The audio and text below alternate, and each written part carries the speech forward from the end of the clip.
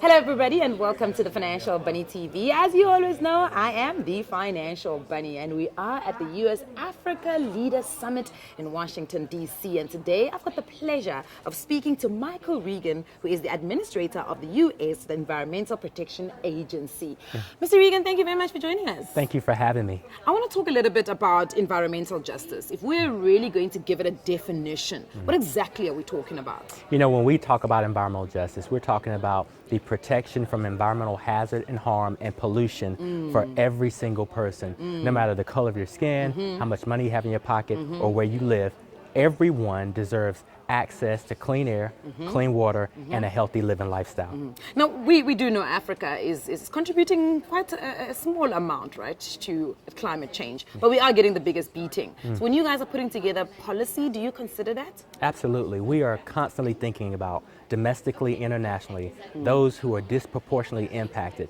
And typically, they are those who have not contributed to or have the least amount of resources to adjust to the impacts of climate change. That's front and center for President Biden. It's front and center for me as EP Administrator. Absolutely love it. Administrator, one of the biggest things that we struggle with on the African continent is to keep people invested.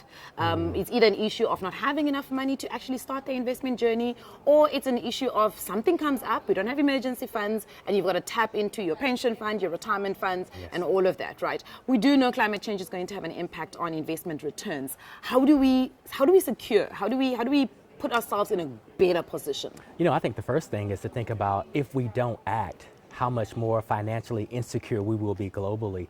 The United States has passed some historic legislation to begin to invest in dealing with the impacts of climate crisis.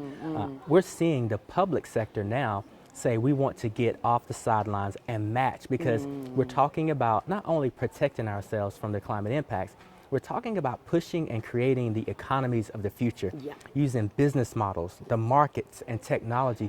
So this really is an opportunity for us to emerge as, globally competitive, financially secure, while we protect the planet and people's public health. I like that. I like that quite a lot. Now, one of the playing fields that levels the playing field is our relationship with money, right? Yeah. If you go, it doesn't matter which locality you go to, you often hear very relatable stories. Talk to me about the way you grew up. What was the one money rule that stuck with you throughout all of your years? Not to live beyond our means.